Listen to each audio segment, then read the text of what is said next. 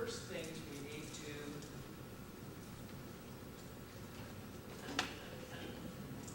spend just a second talking about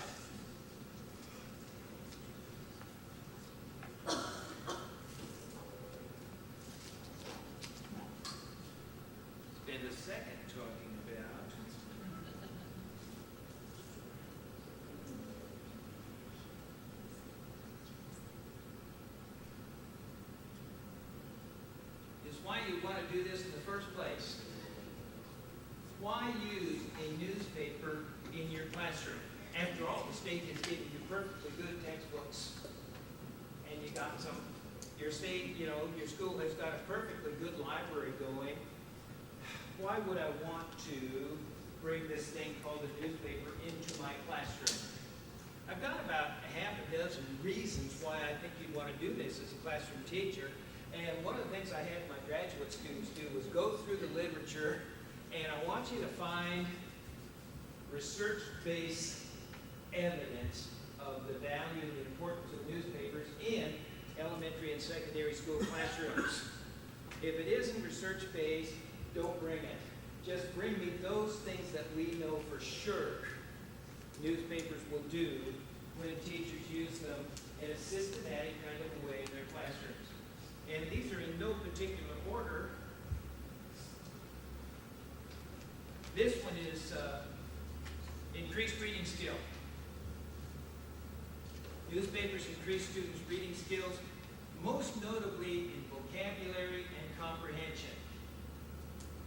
Teachers are always after new strategies to teach word recognition skills, and that's good. But this is not one of them. If my objective were word recognition skills, I wouldn't necessarily go to the newspaper as a teaching modality. You can do it, by the way. There's a lot of word recognition skill activities you can do. But when I use it with kids, mostly I use it for improving vocabulary development and improving comprehension, meaning getting skills with kids.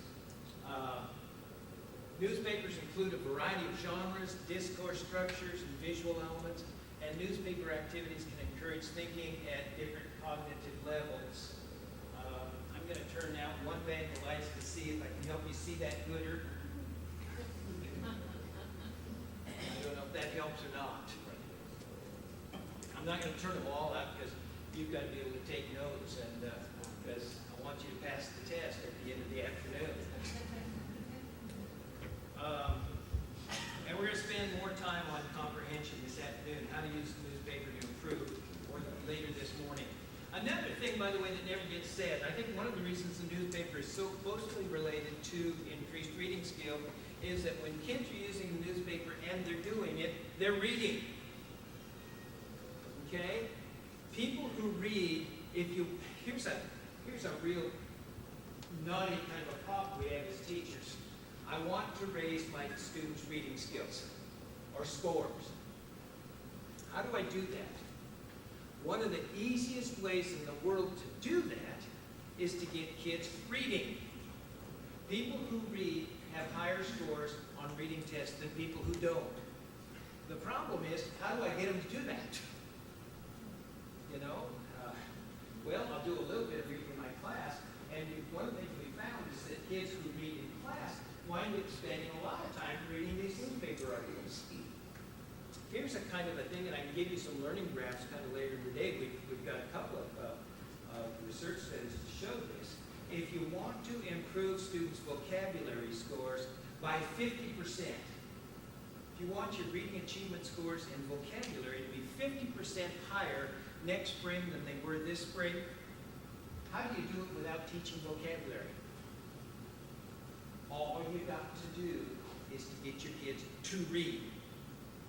X much, I was going to say every day, they don't even have to do it every day, 3 times a week. And how much is X much? 20 minutes a day.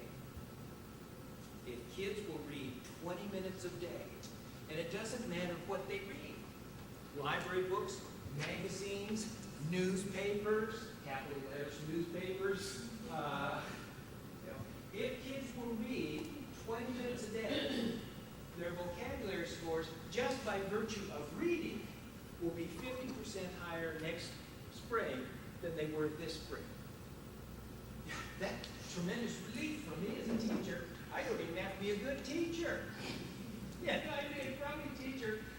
just get my kids to read, they're going to have higher reading scores. What relief. Then if you're a good teacher on top of that, oh my God, you get all kinds of lagniappe. So I think that's one of the reasons that using newspaper in the classroom contributes to increased reading skills, is because kids spend time in the classroom reading.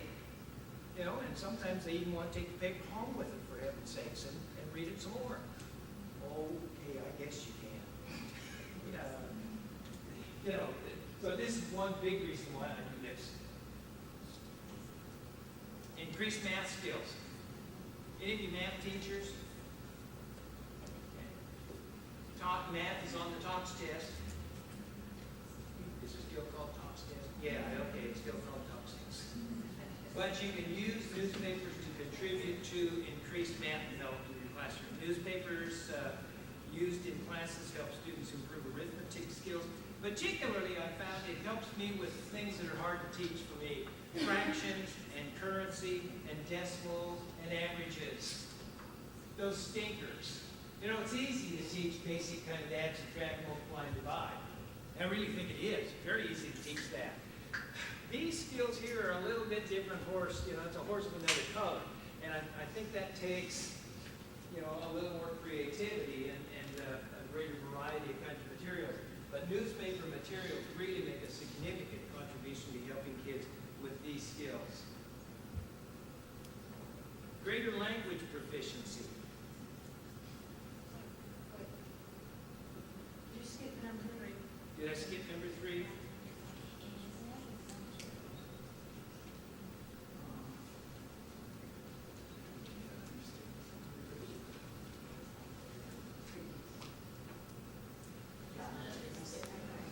I guess I did. Trust me, it'll come up. There will be another 3 of it on the very next slide. We haven't even talked about technology. We're going to today. And I'm probably the worst one in this room to talk with you about technology. This is my first evidence. Greater language proficiency. Students who use newspapers in the class tend to talk to their peers, and they talk to students. Doesn't matter who they talk to, they tend to talk. Newspapers contain a wide variety of linguistic and non-linguistic texts. This talking, incidentally, is tremendously important. This will be on the test. There's a Russian psycholinguist by the name of Lev, L-E-F.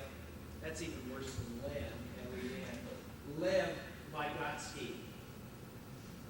And one of the things Vygotsky said was that if you want people to learn, you've got people to talk with each other and to use language. We learn what we talk about. We learn what we can say. In fact, Lev even went on to say, and this one I'm even shakier about, he said, unless you can say it, or unless you can write it down, you don't really know it. I tend to believe that, especially as I think of my own kind of stuff. Have you ever thought in your life, by the way, that you really truly knew something, and then you tried to explain it to somebody? Or you tried to write it down? It's what makes writing letters so really very difficult. Especially letters. You ever been steamed at the water department or the electric department or the newspaper people because they've forgotten your delivery for the last 3 days and you want to write them a letter? I mean, oh my God, I'm steamed. I'm going to give them a piece of my mind. And then you sit down and you try to do it. Really difficult to do. And one of the reasons Vygotsky says is you really haven't put this together in your own mind yet to know what you know or know what you think you know. Yes, ma'am?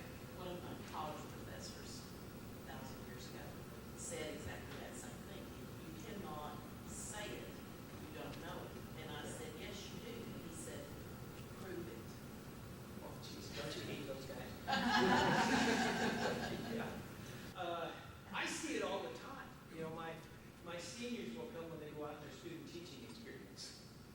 And about mid-semester, students start